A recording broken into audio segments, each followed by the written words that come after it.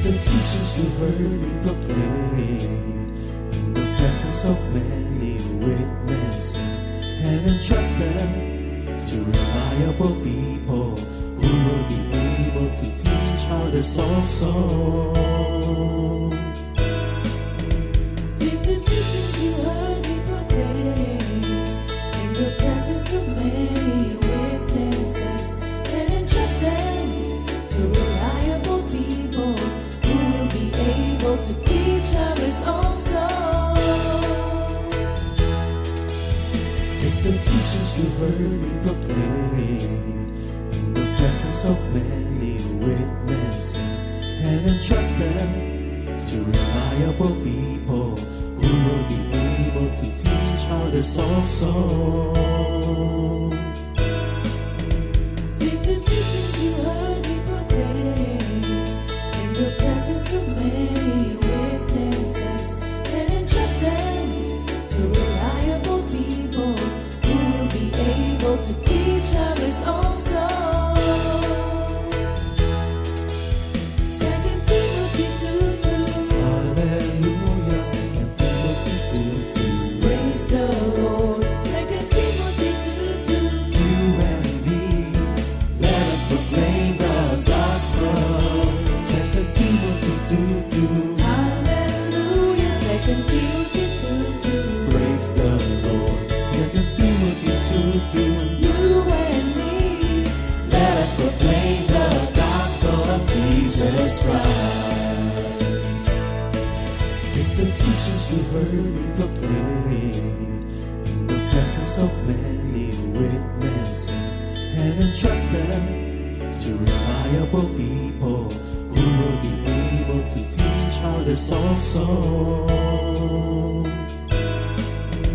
take the teachings you heard me proclaim in the presence of many witnesses, and entrust them to reliable people who will be able to teach others also. 2 Timothy 2:2. Hallelujah, 2 Timothy 2:2. Praise the Lord. 2 Timothy 2:2. You and me, let us proclaim the gospel. 2 Timothy 2:2. Hallelujah. 2 Timothy 2:2. Praise the Lord. 2 Timothy 2:2. You and me, Let us proclaim the gospel of Jesus Christ. The harvest is plenty, but the workers are few. As for me and my house, we will serve the Lord. We will serve the Lord.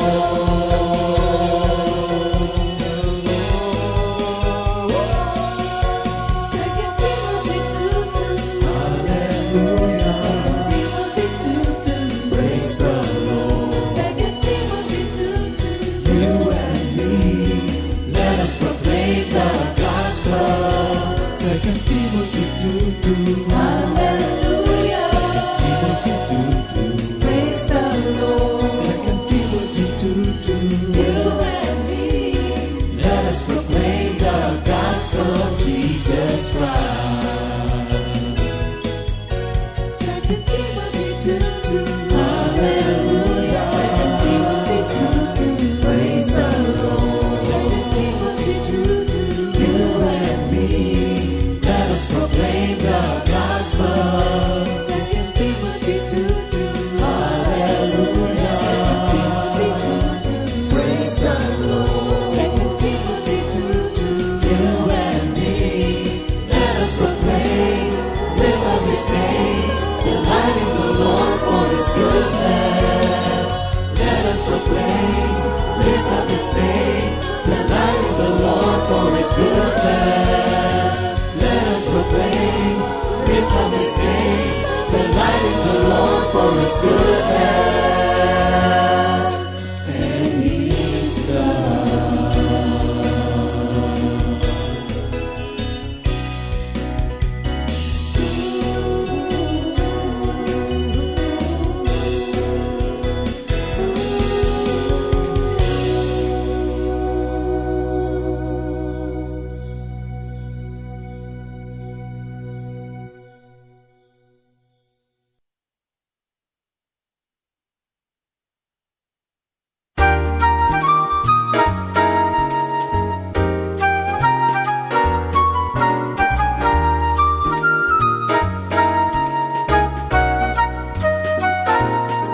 Sabi mo, di kita iiwan.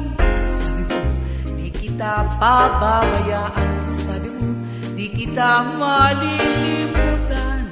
Sasamahan hanggang sa dulo ng daigdig. Sabi mo, di kita iiwan. Sabi mo, di kita pababayaan. Sabi mo, di kita malilimutan. Sasamahan hanggang sa dulo ng daigdig. Patapos saksi ng iyong pagmamahal, kapangyarihan ng salita mo aking naglahay. Di kita iiwan, di kita pababayaan. Sasamahan hanggang sa dulo ng daigdig.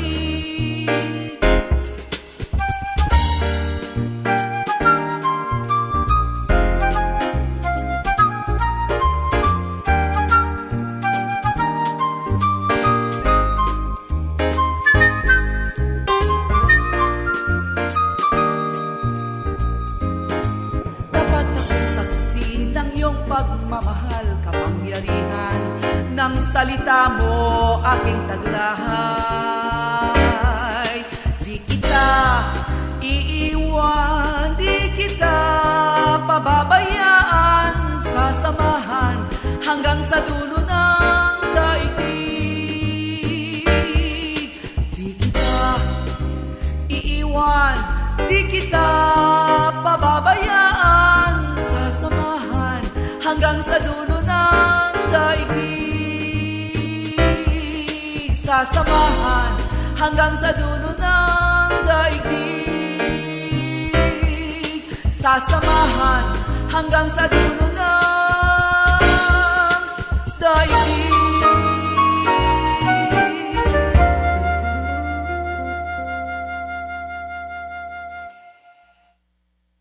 Glory to God, hallelujah, purihin ang banal na pangalan ng ating Panginoon. Salamat Lord sa isa na namang umaga na inyong ibinikay sa amin upang kami po ay mag-aral ng inyong mga banal na salita. Purihin ka, O Diyos na dakila, Diyos na mapagmahal, ikaw na lumikha ng langit at lupa, purihin ka ngayon at magpakailanman. Yes, purihin ang ating Panginoon sa mga oras na ito. Memory verse of the week sa ating sa araw na ito, Matthew 4:23, and Jesus went about all Galilee, teaching in their synagogues, preaching the gospel of the kingdom, and healing all kinds of sickness and all kinds of disease among the other people. Okay, sa Sa Tagalog Tagalog, version. mga kapatid, at nilibot ni Jesus ang buong Galilea na nagtuturo sa mga sinagoga nila at ipinapangaral ang ebanghelyo ng kaharian at nagpapagaling ng lahat ng sakit at ng lahat ng karamdaman na nasa mga tao. Okay, purihin ng Diyos sa Purihin ng pagbasa ng kanyang mga banal na salita. Opening prayer time. Diyos amang dakila, narito pa kami at nagpapasalamat na ang presensya mo ay nasa amin sa mga oras na ito. In your presence, Lord, there is fullness of joy.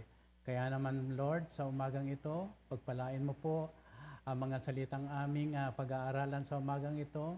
Malugod ang iyong banal na pangalan at ang kapangyarihan ng Banal na Espiritu ang siyang magbibigay sa amin ng karunungan, understanding at wisdom. Thank you, Lord, for all the blessings. In Jesus' name we pray.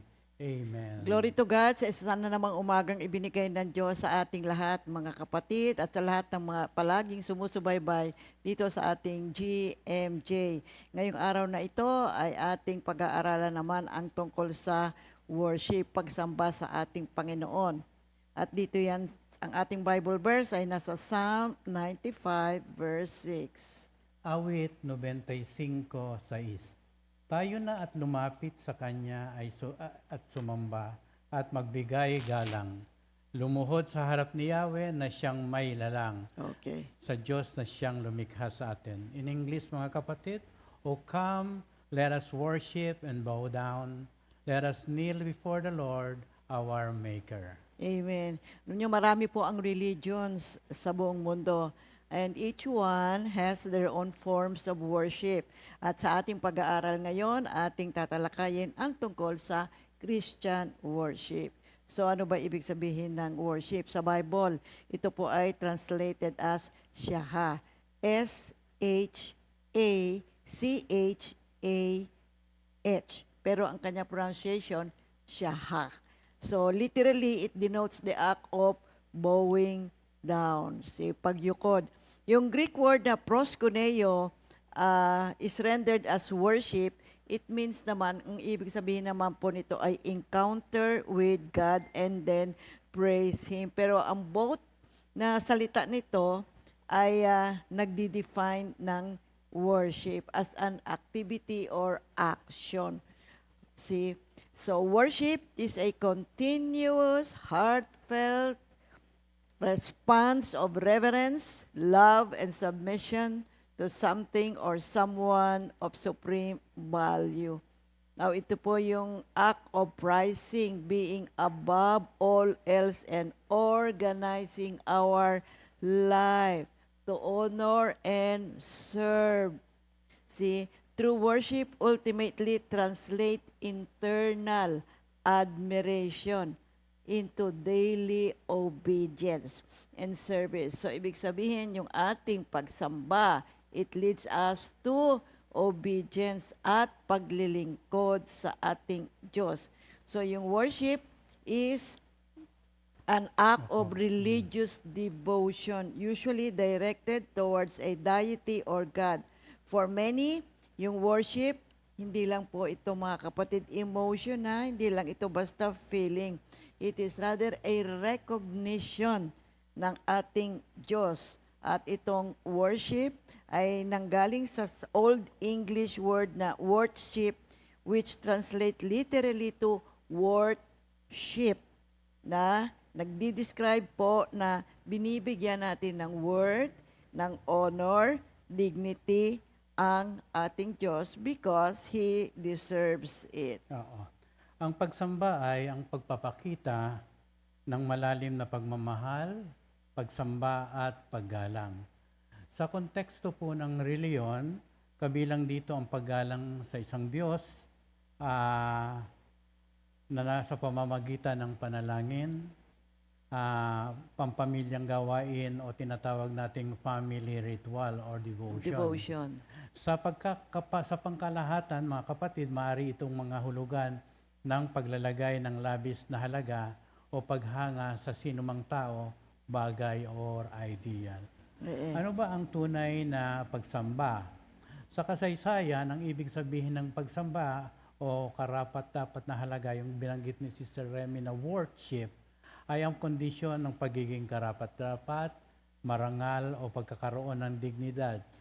Sa mga pinakaunang anyo nito, ito ay isang secular na termino na ginamit upang kilalanin ang halaga o paggalang na nararapat sa isang taong may mataas na katayuan. Yes, amen. Halimbawa, sa medieval England, ang isang alkalde o hukom ay maaaring tawaging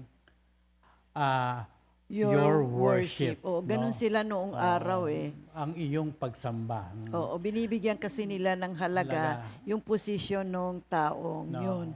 Na ipinapahiwatig ng kanilang marangal na posisyon at ang termino ay ginamit pa sa traditional na mga panata sa kasalan, mga Oo, kapatid. sa sa wedding ceremonies, ginagamit din yung your worship doon sa taong gumaganap ng kasal. Yung paano to, process, Nag-officiate. oo, Nag-officiate, nag-officiate oo. ng kasal.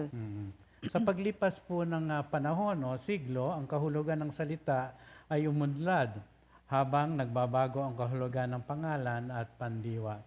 Ang pagsamba ay nagsimulang partikular na kumakatawan sa panlabas ng pagpapakita ng paggalang, karangalan at pagsamba na ginagawa sa isang banal na nilalang o pagka-Diyos, mga kapatid. No? Kaya yung worship, ang ultimate purpose nito po mga kapatid ay tayong mga nilikha ng Diyos ay kailangan sumamba sa ating Panginoon. Kasi nasa saad sa Isaiah 43:7, I have made them for my glory. At dito din yan sa Psalm 29 verses 1 to 2, 1 Corinthians 10:31, Ephesians 1 verses 3 to 6, at Philippians 2 verses 9 up to 11. Ang worship ay ito ang pamamaraan ng isang mananampalataya. Ito yung kanyang lifestyle. Everything that we do, everything that we say should be an act of worship before God. Ito po ay tamang lifestyle ng mga mananampalataya. Whatever you do, do it all for the glory of God. Worship is not just attending on every Sunday. Worship is not just praying, but it is a 24-hour duty ng mga mananampalataya. Kasi ang nais ng Diyos, diba sabi niya, I created them to give me glory.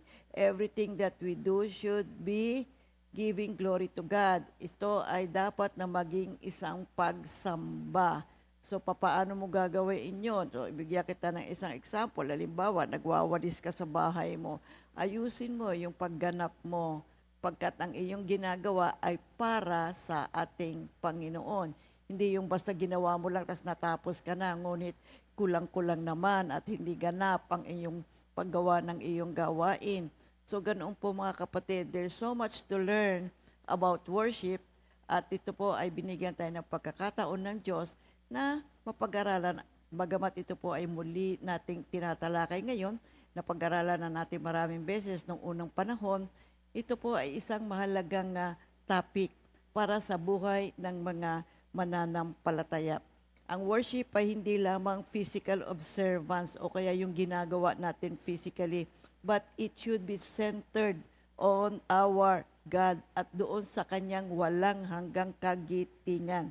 It's not just attending church service or kakanta ka, or playing an instrument, tapos itataas mo ang kamay mo, tama din yun. Bahagi din po yun ng pagsamba, kapatid. But worship is more than that. Mayroon pong mga elements ang worship. Kailangan unang-una, ang puso natin ay dapat nasa tamang position, and that is nire-recognize natin ang ating Diyos bilang isang magiting na Diyos, isang mabait na Diyos, isang dakilang Diyos, na ang buhay natin ay nakatuon sa Kanya, ang buhay natin ay nakasalalay sa Kanya, mga kapatid. Kaya nga itong pagsamba ay nagmumula sa isang panloob na postura ng puso at na laging nakayuko na may kababaang loob, mga kapatid. At punong-puno ng malalim at respetong pagmamahal o admiration, mga kapatid, na pagkilala sa pagiging karapat-dapat ng Diyos. Parangalan siya at igalang at sa lahat ng panahon bilang pinakamataas na otoridad sa buhay ng isang tao. Yan po ay mababasa natin sa awit 51 verse 7, awit 95:6 na binasa natin, at pahayag 4:11. Sinabi ni Jesus sa mga Pariseo at sa mga eskriba na sila ay katulad ng mga tao noong panahon ni Isaias na pinaparangalan ang Diyos sa pamamagitan ng kanilang mga labi, ngunit ang kanilang mga puso ay malayo sa Kanya. Mateo 15:7-9 at sa Isaiah 29 verse 13. Ayon kay Jesus, ang gayong pagsamba ay isang hindi totoo pakitang tao lamang o minsan tinatawag nating isang komedya lamang, no? Ang tunay na pagsamba ay maaari lamang magmula sa isang pusong tinubos at nasa tamang kaugnayan sa Diyos. Kaya dapat tayong ipanganak na muli at mapuspos ng banal na Espiritu bago natin makilala ng lubos ang Diyos at tumugon sa Espiritu at sa katotohanan. 1:4-23. Kaya, At tignan din po natin nga yung Isaiah 59:2 at Oseas 6:6. first, tsaka yung Corinthians. 2 First Corinthians 1 Corinthians 2, 2, verse 11, 11. saka pangalawang Timoteo 3:5. mga Kaya kapatid. kailangan mga kapatid, ang pagsamba sa ating Panginoon is in spirit and in truth. At nakapaloob po dito ay isang ganap na pagmamahal natin sa ating Diyos with all our hearts, with all our mind, with all our soul, with all our strength. In Mark 12:30, Luke 10:27. Kaya si Apostle Paul, yung definition niya ng worship, ay nagre-reflect ito ng isang malalim na devotion sa ating Panginoon. Kaya sabi niya dito sa Romans 12:1, "Therefore I urge you, brothers and sisters, in view of God's mercy, to offer your bodies as a living sacrifice, holy and pleasing to God." Now, this is your true and proper worship. Kaya yung isang tunay na pagsamba ay God-focused. Siya lamang ang tanging nararapat na ating sambahin. Wala nang iba pa. Now, if we worship any other aside from God, it is idolatry. Nasa Exodus 20 verse 3, Deuteronomy 5:7, 1 Chronicles 16:25, Isaiah 2 verse 8.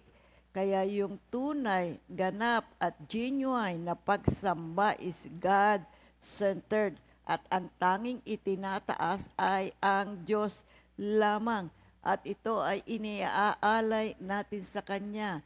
Tinatanghal natin ang ating Panginoon for His pleasure because He alone is worthy to be worshipped. Kaya ang worship is a continual attitude of reverence and humility before the Lord. He is the creator of the universe. Now, worship is the heartbeat of every believer. Bawat hininga niya is an act of worship. Yun ang gusto niya sapagkat ganap at tunay at tanging Diyos lamang ang dapat nating sambahin. So ito po ang respond natin, tayo mga mananampalataya, sa kagitingan, sa kabutihan, sa kaluwalhatian ng ating Panginoon. We adore Him, we exalt Him, we are humble before Him, and we are obedient to Him. In John 4:24 and Mark 12 verse 30. Kaya muli, basahin natin Psalm 95, 6-7. Awit 95, talata 6-7, no? Tayo na't lumapit sa Yes. Kanya'y sumamba at magbigay galang. Lumuhod sa harap ni Yahweh na siyang sa ati may lalang. Siya ang ating Diyos at tayo ang bayan sa Kanyang pastulan, mga tupang Kanyang inaalagaan. Amen. Oo. You see, kaya marapat po, tanging Diyos lamang ang karapat-dapat na ating sambahin. Maraming mga paniniwala ang ibang tao na meron silang sinasamba. Ngunit kapatid, ang tunay na at ganap na dapat lamang natin sambahin ay ang ating Diyos. Oo. Dito po sa 1:4-24, sinabi sa atin ni Jesus na sumasamba tayo mula sa puso at sa paraang disenyo ng Diyos. Maaring kabilang sa pagsamba ang pagdarasal, pagbabasa ng salita ng Diyos ng may bukas na puso, pag-awit, pakikibahagi sa communion, at paglilingkod sa iba. Hindi ito limitado sa isang kilos, ngunit ginagawa ng maayos kapag ang puso at saloobin ng tao ay nasa tamang lugar. Okay. Mahalaga rin na malaman na ang pagsamba ay nakalaan lamang sa Diyos. Lucas 4:8, ang Panginoong mong Diyos ang dapat mong sambahin at siya lamang ang dapat mong paglingkuran. Amen. Siya lamang karapat-dapat at hindi sino man sa kanyang mga lingkod. Dito po sa pahayag 19:10 sinasabi, nagpatira pa ako sa kanyang paanan upang sambahin siya. Ngunit sinabi niya sa akin, huwag mong gawin iyan. Ako may aliping tulad mo at tulad ng iyong mga kapatid na nagpapatotoo kay Jesus. Ang Diyos ang sambahin mo sapagkat ang pagpapatotoo tungkol kay Jesus ang diwa ng propesiya. Kaya we are not to worship saints, prophets, or statues, or angels, or any false god, mga kapatid. See, it's only God. See, worship is done for God. He deserves it. It is for His own pleasure. Worship can be a public praise to God sa Psalm 22 verse 22 at Psalm 35 verse 18. Pwede rin ito in congressional settings, sa mga communities, sa mga churches. We join together and we worship the Lord. We proclaim His greatness, we praise Him, we glorify Him through adoration and thankfulness to Him sa lahat ng kanyang mga ginawa sa ating. Kaya true worship is felt inwardly and expressed through our actions. So, makikita po natin mga kapatid, ang Diyos natin, nakikita niya ang lahat ng ating mga ginagawa.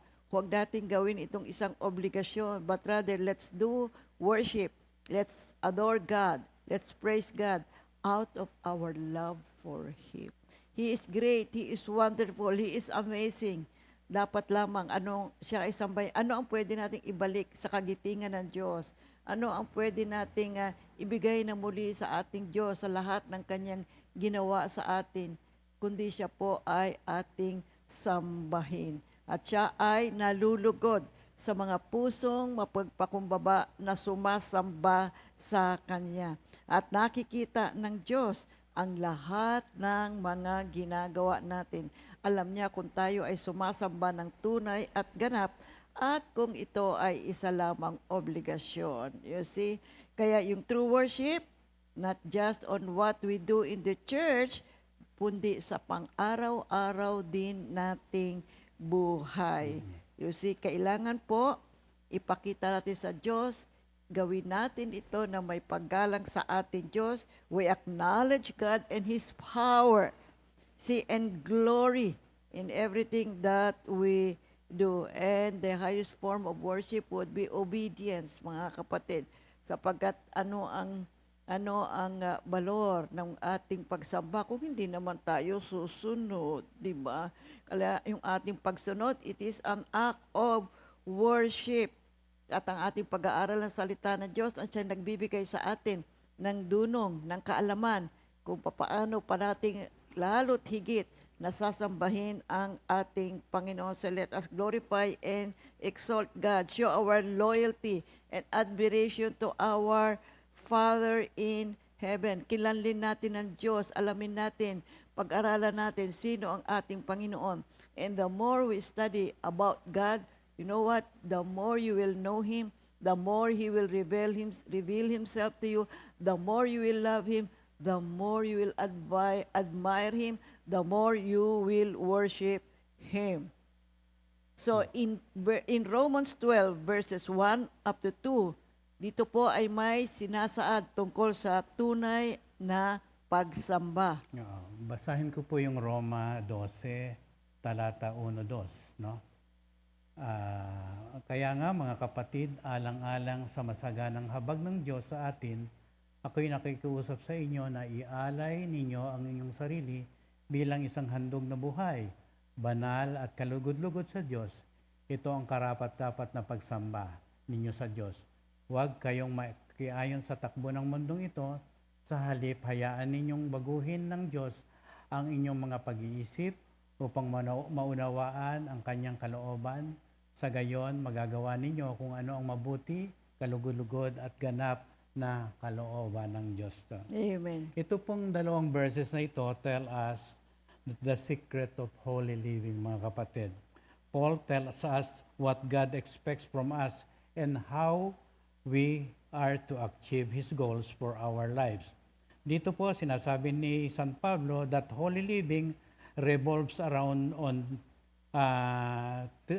surrendering three powerful concerns. Ibig sabihin, it revolves around the worship of God, it revolves around the wisdom of God, and revolves around the will of God.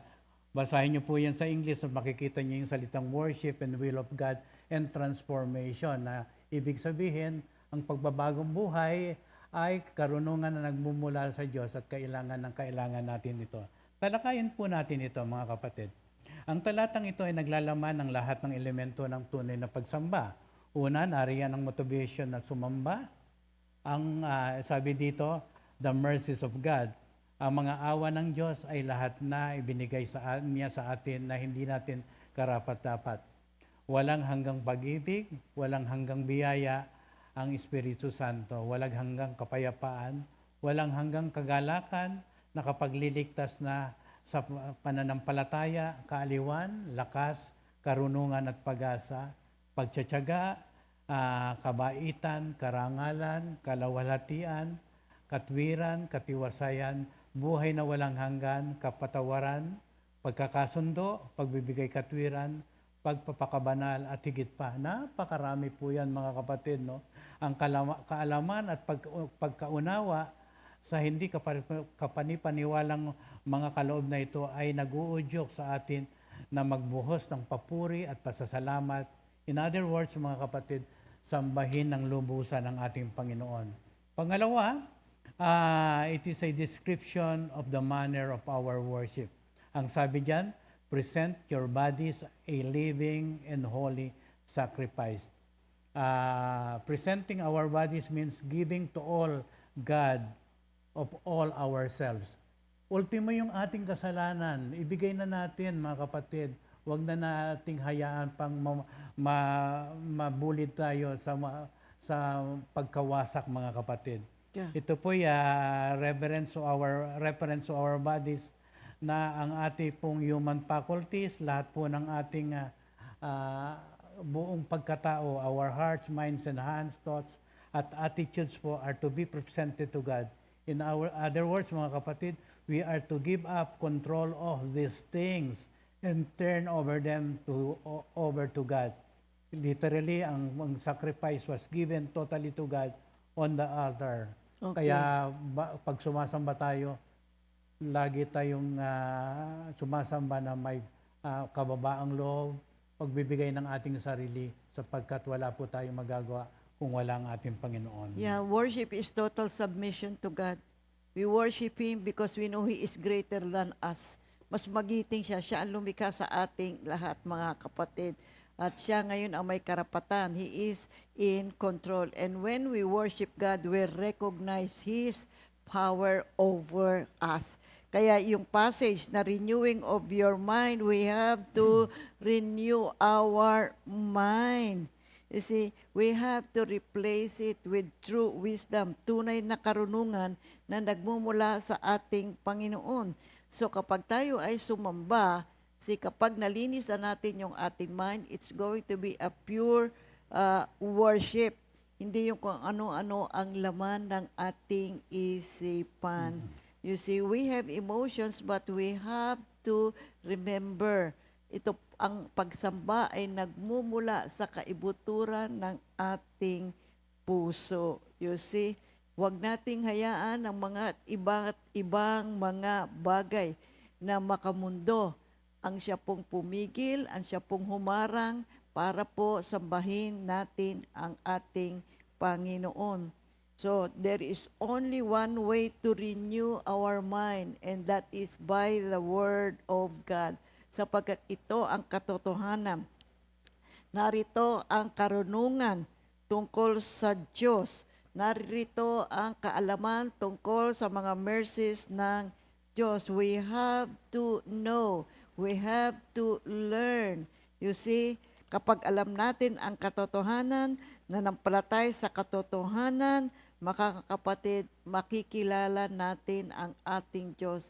At sa ating patuloy na pagkilala sa Kanya, lumalago tayo. At ang ating pagsamba ay lumalago din. Kaya mga kapatid, mahalaga po ang pag-aaral ng salita ng Diyos. Magbibigay ito sa atin ng malalim na kaalaman upang lalo pa nating maunawaan ang pagsamba sa ating Panginoon. Kaya dito sa Biblia, ang worship is a believer's way of life. It's not just an action, pero ito po yung kanyang lifestyle. Kaya nga whatever you do, do it all for the glory of God. Now, anything that will not give glory to God, hindi po yun pagsamba. Makilala nawa natin, ma-recognize nawa natin na ang ating mga pagkilos araw-araw kailangan magbibigay ng luwalhati sa ating Panginoon. At kung ang isang bagay ay hindi makapagbibigay ng kaluguran sa ating Diyos, huwag gawin. Bakit? Because this will only separate us from God. Paano tatanggapin ng Diyos ang isang pagsamba na hindi naman tunay at ganap? So tayo din ang what? We are all the losing end. Kaya sabi nito ni Prophet Jonah, sabi niya, I am a Hebrew and I worship the Lord, the God of heaven, who made the sea and the land, sa Jonah 1:9. So dito ay kanyang sinasaad ang isang lifestyle na kung saan ang buhay o ang life ay dedicated in glorifying God. Si Apostle Paul din, mga kapatid, ay kanyang sinisikap sa kanyang buhay. Makikita natin na ang kanyang buhay ay pilit niyang ginagampanan ang mga pinagagawa ng ating Panginoon pagkat nais niyang mabigyan ng kaluguran ang Diyos, mabigyan niya ng pagsamba ang ating Panginoon. Kaya ang mga mananampalataya, kailangan malaman po natin, ma-realize natin, tunay, ganap ang kabutihan, tunay, ganap at totoo ang awa at pag-ibig ng Diyos para sa atin. Dahil dito, bigyan po natin ng isang tunay at malinis na pagsamba ang ating Diyos. See, we can sing, we can pray, we can attend, but what is important is whatever you are doing, do it all for the glory of God. At makikita natin, mga kapatid, na ang buhay natin ay magkakaroon ng kakaibang mga pagpapala, kakaibang energy kapag tayo po ay palagi ang sumasamba sa ating Panginoon. Okay. Ang salita pong worship sa Greek ay proskuneo, no? Na ibig sabihin to encounter God and praise Him. Makakaharap ang Diyos at purihan siya. Sa loob ng maraming panahon, ang mga Hudyo ay nakatagpo ng Diyos sa templo para sambahin, no? Ngunit nang dumating si Jesus dito po sa lupa, binanggit niya ang kanyang sarili bilang himself as the temple, no? John 2:19-22. Sa pamagitan ng kanyang pagkabuhay na magmuli mula sa mga batay, si Jesus sa naging spiritual na tahanan kung saan magkikita ang Diyos at ang kanyang mga tao. Diyan po ay nakasulat sa Mateo 12:6 at Hebreo 10:19 hanggang 20. Ang layunan ng simbahan beyond serving the Lord and spreading the gospel is to worship God through Jesus Christ. No? Amen. Sa Efeso 1:4-6, Unang Pedro 2:5, Pahayag 5:1-14.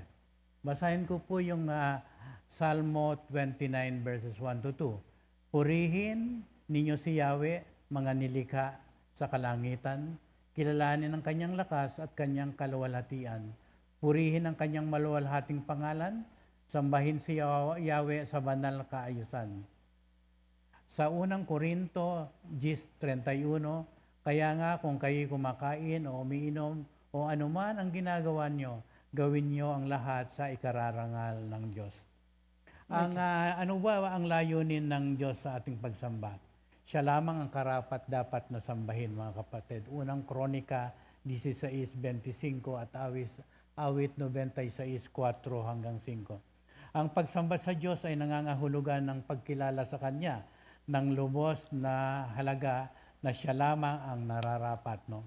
Siya ang ating manlilikha, Gawa 17:28, Santiago 1:17, Pahayag 4:11.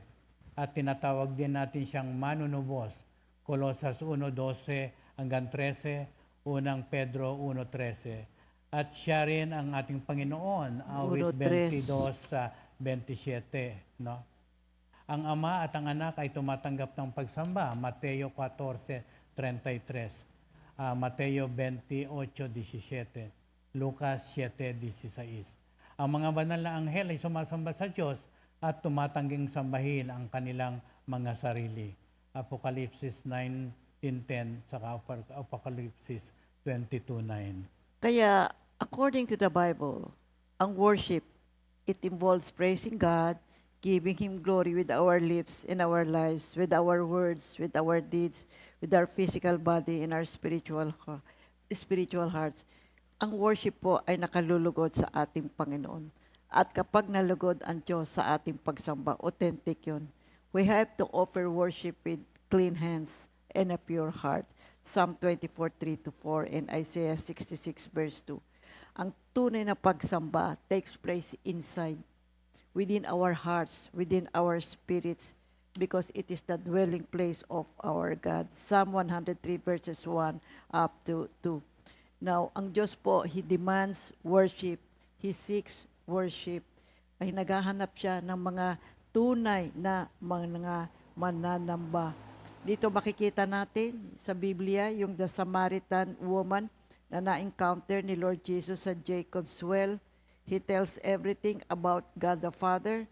Sabi niya, a time is coming and now has come when the true worshipers will worship the Father in the Spirit and in truth, for they are the kind of worshipers the Father seeks. John 4:23. So bakit naghahanap ang Diyos ng mga taong sasamba sa Kanya? At hindi lang basta sasamba, kundi true worshipers. Pagkat dito sa Matthew 15:8-9, nasa saad, ang paggalang sa akin ng bayang ito ay pakunwari lamang, sapagkat sa bibig at hindi sa puso ito bumubukal. Walang kabuluhan ang kanilang pagsamba, sapagkat itinuturo nilang galing sa Diyos ang kanilang mga utos.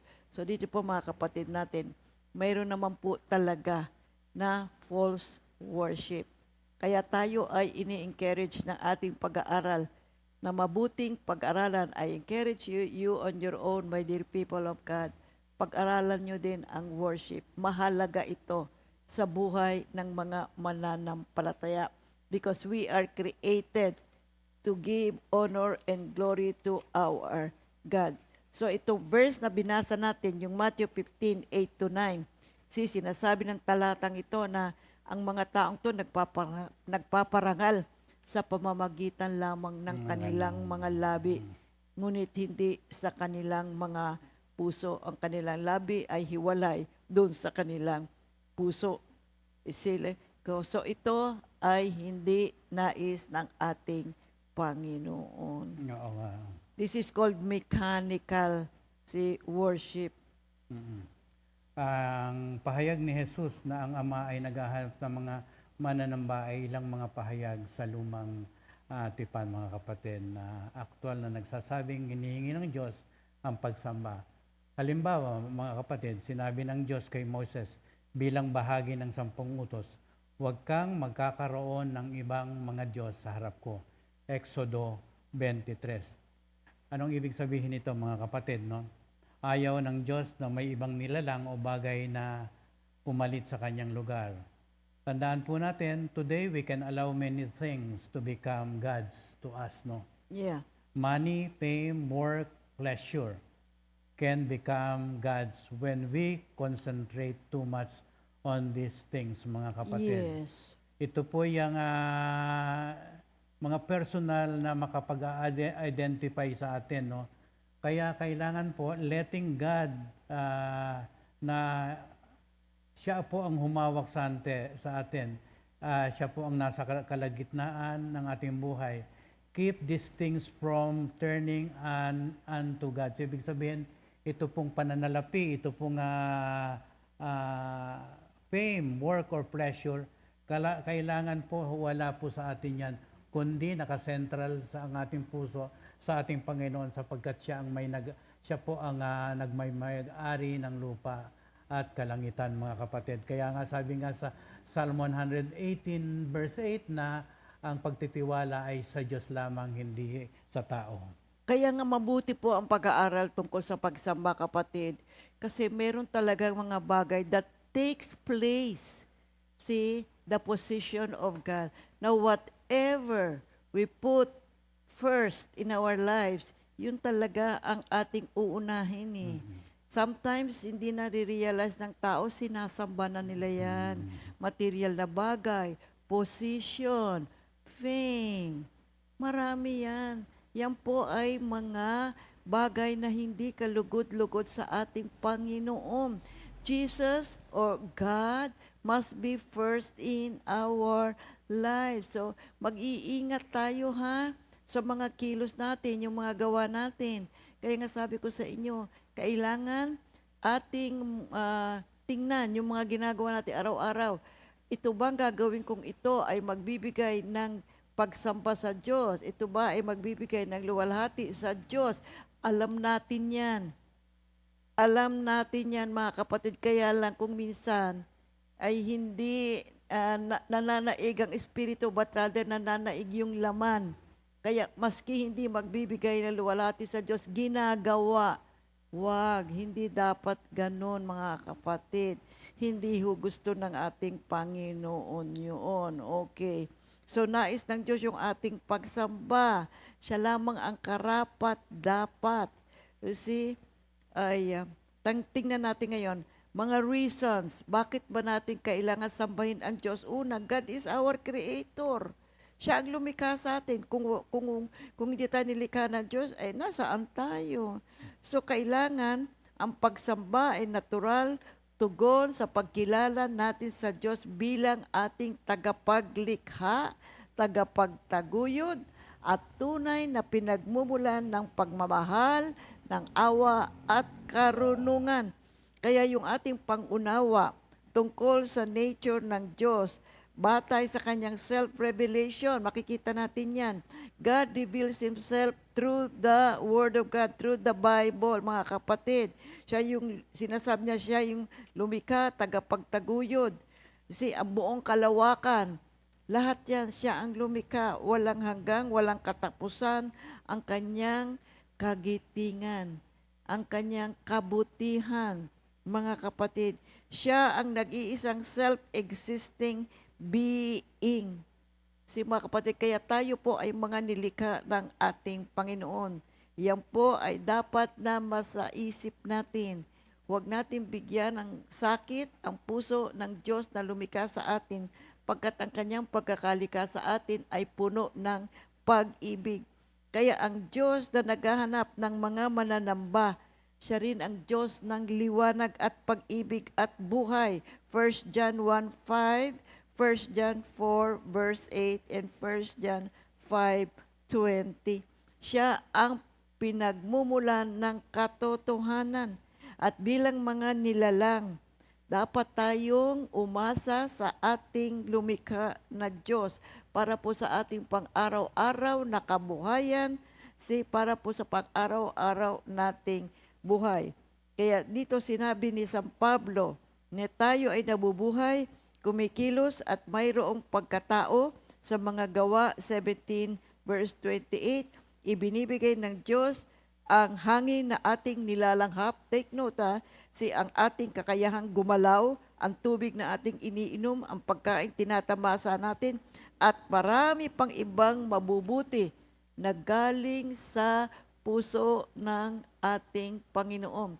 All this, mga kapatid, we have to appreciate and recognize the beauty, the greatness, the amazing love of God for each and every one of us. So number one, we have to worship God because He is our Creator. Now secondly, God is love. Ang Diyos ay pag-ibig. Unang 1:4-8 Gs.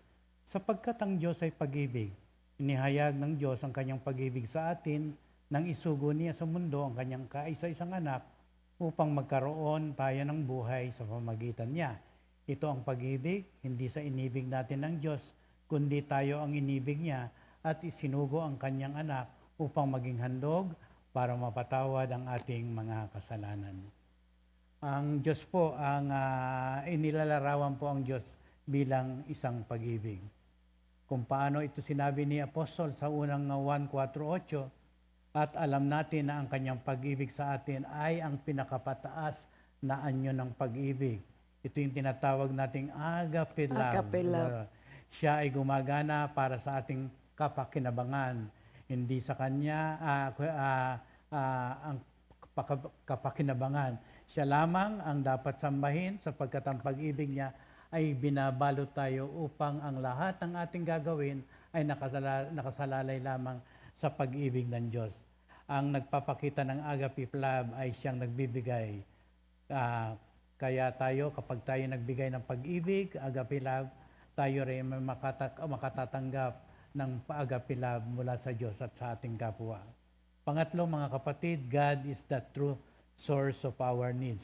Ang Diyos ang tunay na pinagmumulan ng ating mga pangangailangan. The things of this world are temporary. Hindi ko naman sinasabi na hindi natin kailangan to o hindi natin importante. Subalit ang mga bagay na ito sa mundo ay temporary at perishing. Ibig sabihin, nabubulok. They are unable to give us real and eternal life, pag-ibig at buhay. Giving ourselves to temporary and perishing things would lead us to eventual sin, mga kapatid.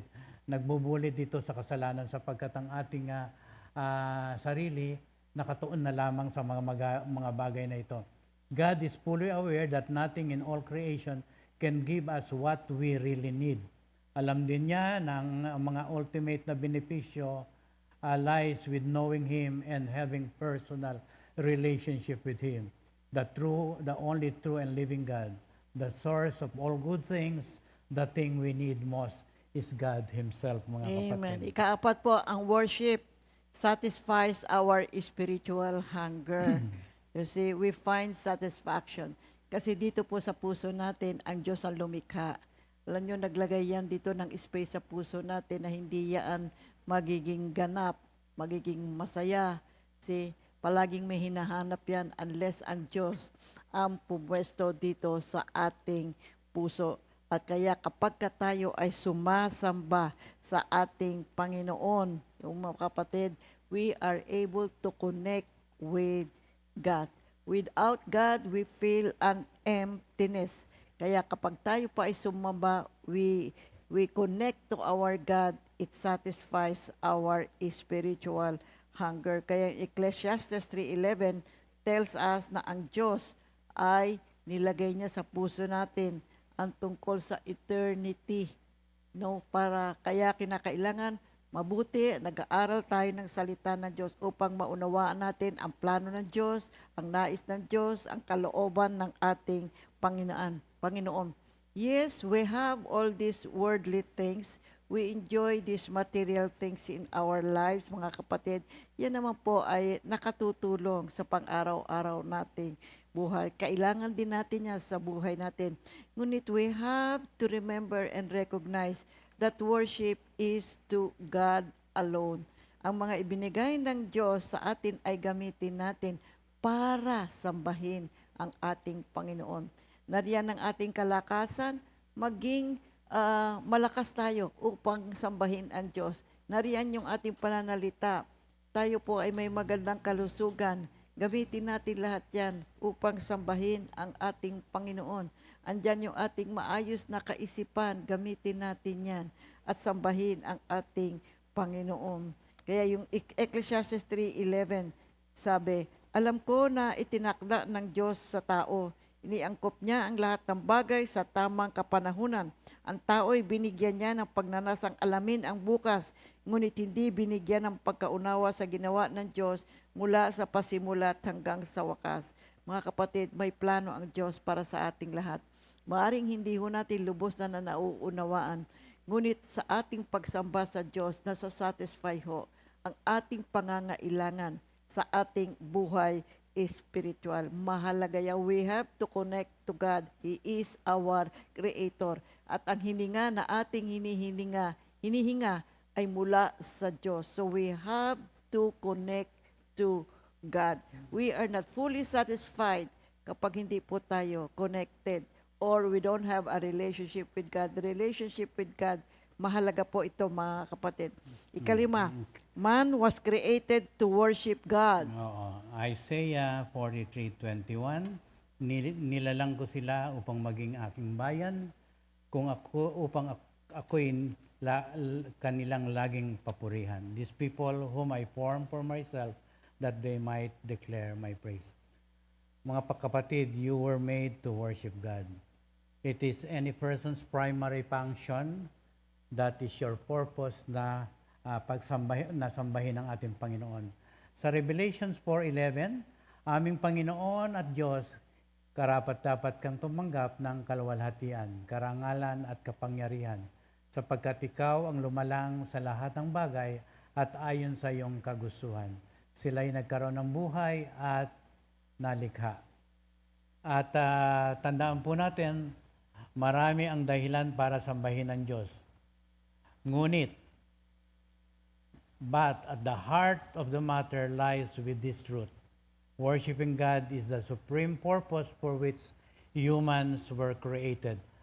Psalms 29 verses 1-2, 1 Corinto 10:31, Efeso 1:3-6, Pilipos 2:9-11.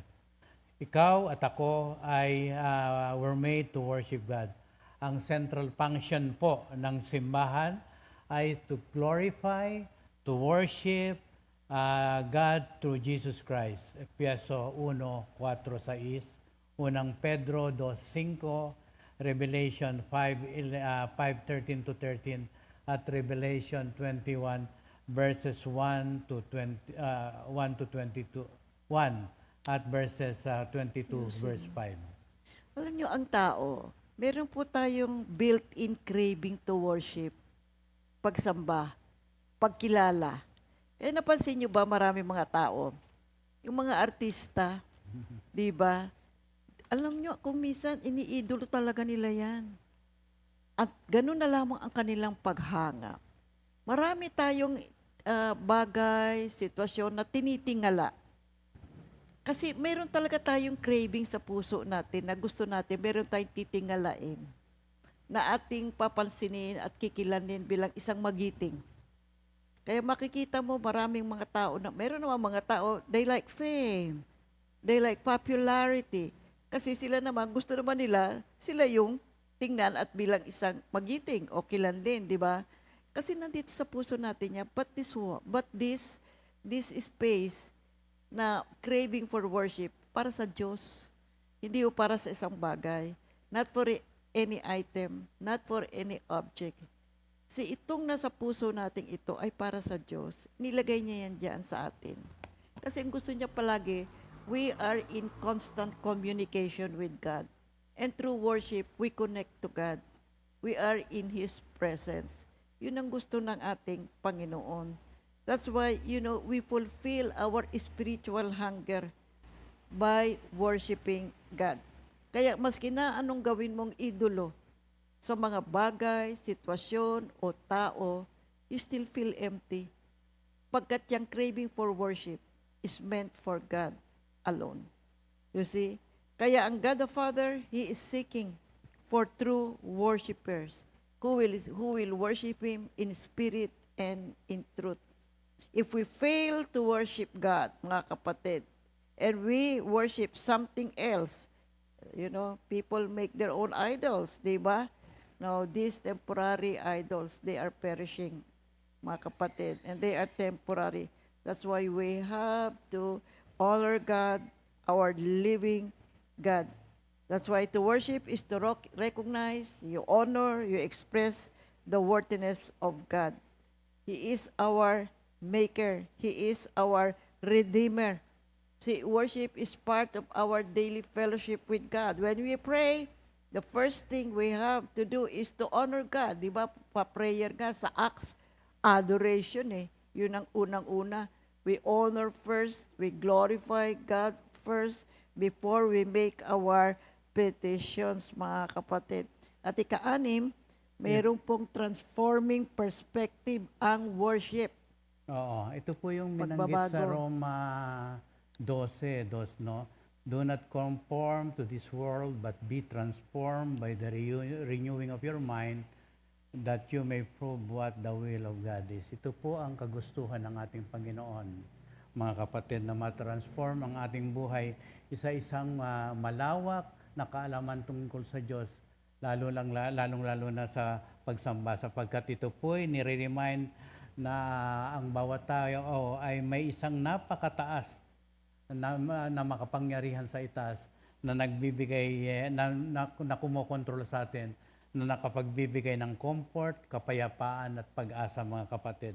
Not only does worship change us, but it also makes God known to others and changes their lives. Kaya nga, pag tayo'y nagtetestimonya at nag-aaral ng salita ng Diyos, nabibigyan natin ito ng kahalaga at nagbibigay ito ng pagbabago sa kanilang buhay. Dito sa Psalm 40 verse 3, He has given you a new song to sing, a hymn of praise to our God. Many will see what He has done and be amazed. Kaya they will put their trust in the Lord. Kaya ang ating pong pagsamba testifies to what God has done in us and what He can do also for others, mga kapatid. Amen. Ikapito po, you know, when we worship, we express gratitude. Worship is an active way to thank God for His blessing, for His grace, and the gift of life. Kasi worship is a tangible expression of our love and devotion to God. See, it is essentially the highest form of gratitude. Di ba kapag ka merong ngang tumulong sa iyo, nakapwa mo, o kaya merong ibinigay sa iyong natuwa ka, di ba? Salamat, maraming salamat. Sinasabi mo, di lalo pa sa ating Panginoon, lahat ay nanggaling sa Kanya. Our heart should be overflowing.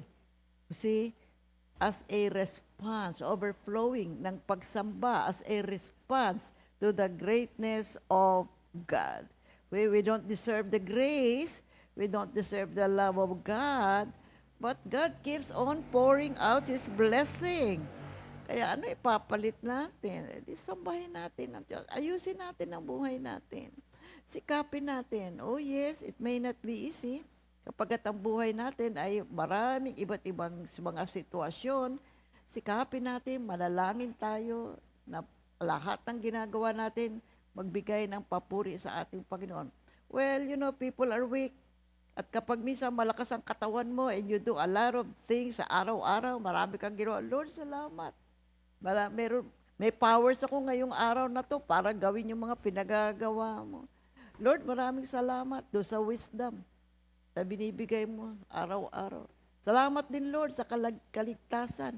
Totoo po, mga kapatid, di lang natin namamalaya. Many times during the day, ililigtas tayo ng ating mga Panginoon. Dapat sana sa paglalakad mo, nadapa ka na. But then, there was tulong ng Panginoon. At tayo rin ay nananatili pa rin malakas sa buong maghapon. Kaya yung gratitude, it humbles us, it reminds us na tayo po ay hindi ganap sa buhay natin. Kailangan natin ang ating Diyos. We have to acknowledge God as our Creator and our Savior. While it is easy to be thankful, kapag maganda ang takbo ng ating buhay, you see, worship allows us to continuously express gratitude by focusing on God's unchanging love and mercy sa ating buhay. Number 8. We experience God's presence. Yan ang napaka-importante. Habang tayo sumasamba, nararamdaman natin na napakalapit ng Diyos sa atin. Through worship, we celebrate God's presence and power. Tayo'y lumalago closer to Him as He speaks to our hearts and makes His home in our lives, no mga kapatid? His will becomes our will and we are transformed. Ang ating buhay ay nagbabago at ang ating buhay ay na may pananampalataya sa atin, sa Diyos nating pinaglilingkuran ay nagbibigay ng kaluguran sa Kanya at nakapagbabago sa ating buhay. We are to worship our Heavenly Father through our Lord Jesus Christ para ma-experience natin ang fellowship at communion with Him. Philippians 3:3.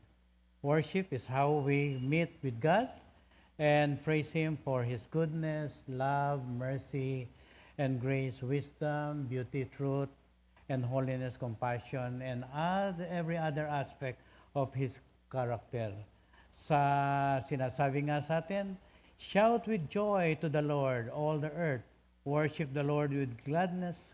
Come before Him, sing with joy. Acknowledge that the Lord is God. Mga Okay, kapatid. sumigaw kayo ng may kagalakan sa Panginoon. Kasi sambahin nyo ang Panginoon ng may kagalakan. Lumapit kayo sa harap niya. Umawit ng may kagalakan. Kilalanin ninyo na ang Panginoon ay Diyos, mga kapatid. Glory to God. Purihin ang ating Panginoon. Ginawa tayo ng Diyos. Nilikha tayo ng ating Diyos. Tayo ay Kanya. Noong pamana, tayo ay Kanyang nilikha, ginagabayan niya na tayo. Tayo ang Kanyang mga tupa na Kanyang pinapastulan. Kaya pumasok tayo sa pintuang daan ng may pasasalamat. Pumunta tayo sa Kanyang harapan ng may papuri. Magpasalamat tayo sa Kanya, purihin ang Kanyang banal na pangalan, sapagkat ang Panginoon ay mabuti. Ang Kanyang walang hanggang pag-ibig, nagpapatuloy magpakailanman. At ang Kanyang katapatan, nagpapatuloy sa bawat henerasyon. Awit 100 verses 1 up to 5. Mga kapatid, ang pagsamba is a lifestyle. It's not something that we do once or twice or once a week or 3 times a week. Oh no. It must be a 24/7 lifestyle ng mga mananampalataya. God is good, God is great, God is wonderful. He is our everything. How else do we express our gratitude? How else do we express and recognize God as the authority of our lives? Let's worship the Lord, my dear people of God. No one is truly deserving of the worship, but only God. To Him, to God, be the glory, now and forever. Amen. Purihin ang banal na pangalan ng ating Panginoon. At ngayon naman po mga kapatid, ay babatiin natin ang mga may birthday. Happy birthday! Naku, marami sila ngayon. Marami sila ngayon. Sister Joy Belmonte, Yes. Sister Josie Gilido, Sister Rizalyn Celestra, Sister Sarina Niebera, Sister Josie Pilapil, Brother Vince Caraos, Sister Shai Soliman, Brother Joey Dikitanan, and happy anniversary. To Minister Mario and Sister Jennifer oo, si Jen. Garcia. At Brother At- Sander and Sister Tina Aguilar and Brother Michael and Sister Z. To you all, God bless you and enjoy your special day.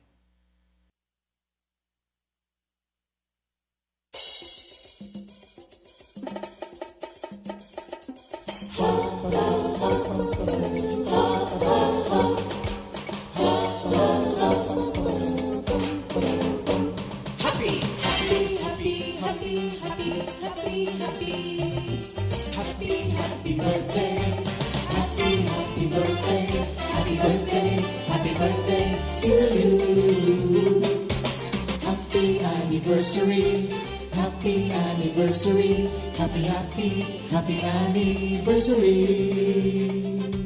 Happy anniversary! May the good Lord bless and keep you, may the Lord's light shine upon you. Happy anniversary to you. Happy, happy birthday to you.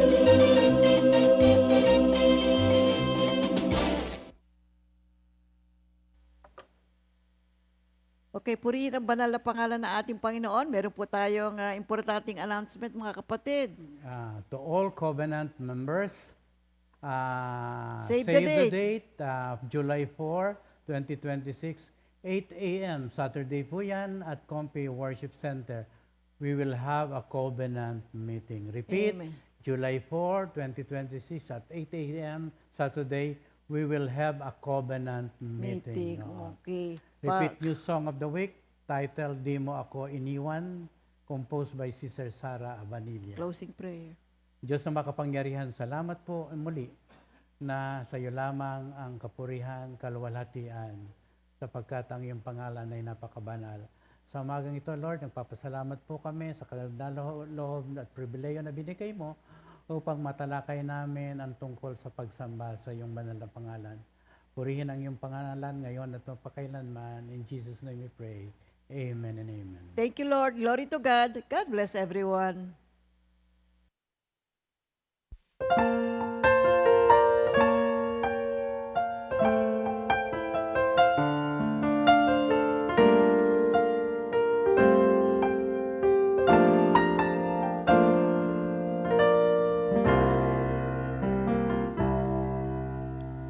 Panginoon, ako ba'y nilisan mo? Ako ngayo'y tumatangis, hiling ayawa sa iyo. Tila hindi ko naririnig ang tinig mo, at hindi ko nadarama ang saklolo mo.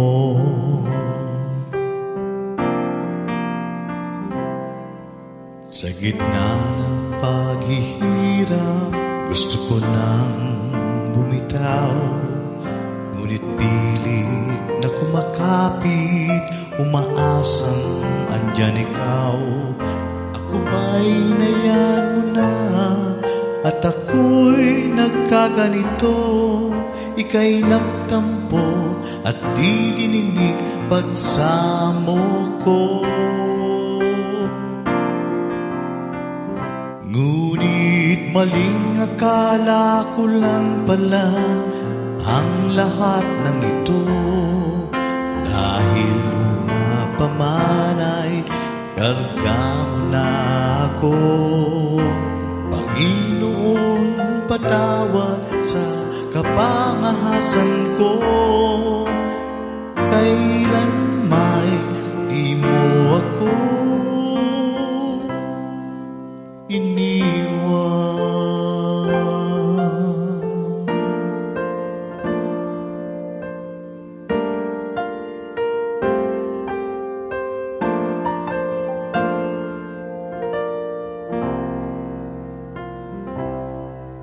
Sa gitna ng paghihirap, gusto ko nang bumitaw, ngunit pilit na kumakapit, umaasang andyan ikaw. Ako ba'y hinayaan mo na, at ako'y nagkaganito? Ika'y nagtampo at di dininig pagsamo ko. Ngunit maling akala ko lang pala ang lahat ng ito. Sa katunayan, una pa man ay yakap mo na ako. Panginoon, patawad sa kapangahasan ko, kailan may di mo ako iniwan.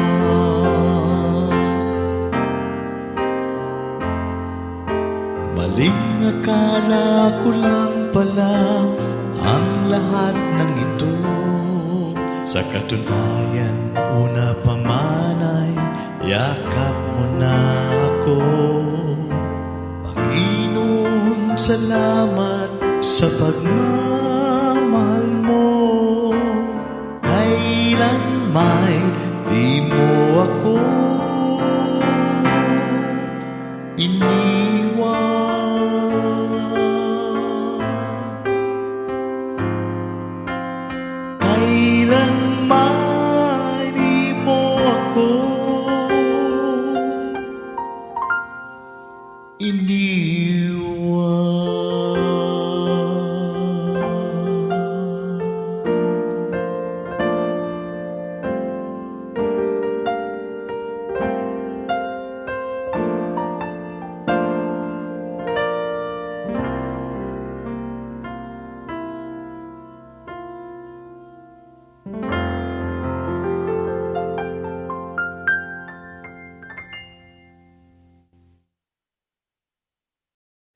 Second Timothy 2:2.